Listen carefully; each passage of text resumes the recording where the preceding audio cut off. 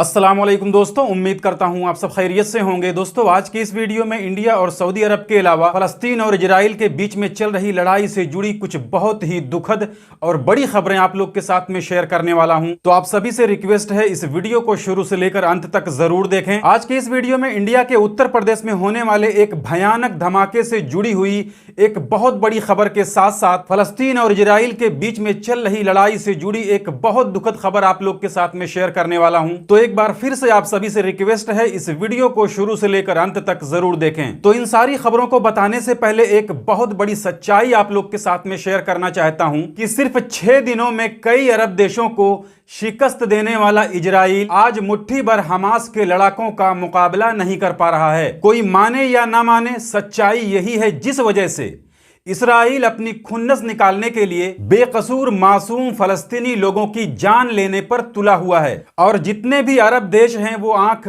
बंद करके फलस्तीन और गाजा में हो रहे कत्ले आम से अनजान बने बैठे हैं। ये लोग सिर्फ बयानबाजी कर रहे हैं, सिर्फ मजम्मत कर रहे हैं। इनमें इतनी ताकत ही नहीं है कि इससे ज्यादा ये कोई और कदम उठा सकें। अब इनसे कोई कहने वाला नहीं है कि ये अपने मजम्मत का, अपने कंडम का बत्ती बनाकर अपने पिछवाड़े में डाल लें। और देखना, अगर ऐसा ही चलता रहा तो इन अरब देशों का नंबर भी बहुत जल्द आने वाला है। तो जैसा कि आप लोगों को तो पता ही चल गया होगा कि कल रात में इजरायली आतंकियों ने गाजा के अल अहली हॉस्पिटल पर बम मारकर वहां पर मौजूद लगभग 1000 लोगों की हत्या कर दी। गाजा पर इन 10 से 11 दिनों के इजराइल की तरफ से किए जाने वाले हमलों में यह हमला सबसे बड़ा और सबसे खतरनाक था, जिसमें 1000 फलस्तीनी लोगों की जान चली गई। और यह इतना बड़ा अटैक था कि इसकी जिम्मेदारी लेने में इसराइल का भी पिछवाड़ा फटने लगा है। वो इस बात से इनकार कर रहा है कि यह हमला उसने किया है, बल्कि इस हमले का इल्जाम वो हमास पर डाल रहा है कि हमास द्वारा दागी गई मिसाइल का रुख बदल गया, जिस वजह से उनका मिसाइल गाजा के अल अहली हॉस्पिटल पर गिर गया।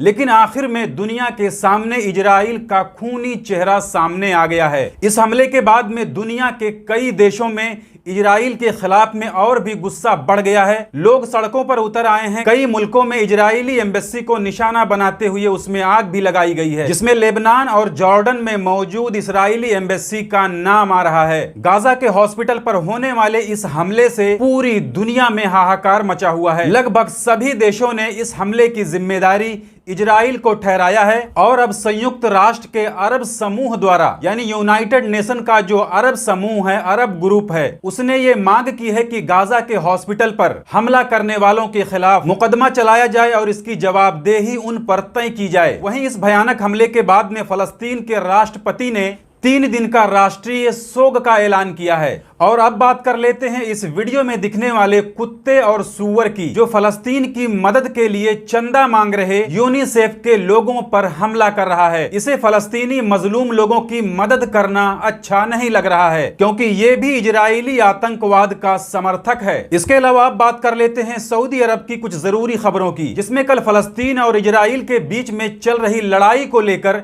किंग सलमान ने खुद उस लड़ाई को रोकने की मांग की थी। लेकिन शाम होते होते इजराइल ने गाजा के अल अहली हॉस्पिटल पर बमबारी करके एक साथ में कम से कम 1000 लोगों की जान ले ली। इसके अलावा पिछले 3-4 दिनों से सऊदी अरब के अंदर फैलने वाले एक वायरस के बारे में कई खबरें आ चुकी हैं, जिसके बारे में बताया जा रहा है कि सऊदी अरब के मक्का में जितने भी स्कूल हैं, खासकर उन स्कूलों में 8 साल तक के बच्चों में ये वायरस बहुत तेजी से फैल रहा है, जिससे प्रभावित बच्चों के चेहरे पर, हाथ पर, पैर पर कुछ इस तरह के निशान नजर आते हैं। इसके अलावा अब बात कर लेते हैं इंडिया की कुछ बड़ी खबरों के बारे में, जिसमें कल उत्तर प्रदेश के मेरठ में लोहिया नगर के रिहायशी इलाके में अवैध रूप से चल रही एक पटाखा फैक्ट्री में 2 घंटे के अंदर लगातार 2 बार बहुत ही भयानक विस्फोट हुआ था, जिस वजह से उस भयानक विस्फोट में 5 लोगों के मरने और 9 लोगों के जख्मी होने की खबर आई है। और साथ में यह भी बताया जा रहा है कि यह विस्फोट इतना भयानक था कि उस धमाके वाली जगह से 20 मीटर दूर एक 2 मंजिली इमारत का पहला मंजिल ध्वस्त हो गया। इसके अलावा उत्तर प्रदेश के महोबा में लड़की छेड़ने से हुए विवाद की वजह से कुछ दबंगों ने अंधाधुंध गोली चलाकर 5 महिलाओं सहित कुल 11 लोगों को घायल कर दिया। खबरों के मुताबिक ये विवाद 2 तिवारी परिवारों के बीच हुआ था। तो ये थी इस वीडियो में इंडिया और सऊदी अरब के अलावा फ़लस्तीन और इजराइल के बीच में चल रही लड़ाई से जुड़ी कुछ ज़रूरी अपडेट जिसे मैंने आपके साथ में शेयर कर दी। जानकारी अच्छी लगी है तो वीडियो को लाइक कर दीजिए। चैनल को अगर अभी तक आपने सब्सक्राइब नहीं किया है तो चैनल को सब्सक्राइब करके बेल आइकन को प्रेस करके ऑल पे ज़रूर सिलेक्ट कर लीजिए, ताकि हमारी आने वाली और भी दूसरी नई वीडियोस की नोटिफिकेशन मिलती रहे। क्योंकि इंडिया और देश दुनिया के अलावा सऊदी अरब में काम करने वाले गैर मुल्कियों से जुड़ी जितनी भी ज़रूरी खबरें होती हैं वो मैं डेली अपने इस चैनल पर लाते रहता हूँ। तो आज की इस वीडियो में बस इतना ही। मिलते हैं फिर अगली वीडियो में, तब तक के लिए इजाज़त दीजिए। खुदा हाफिज़।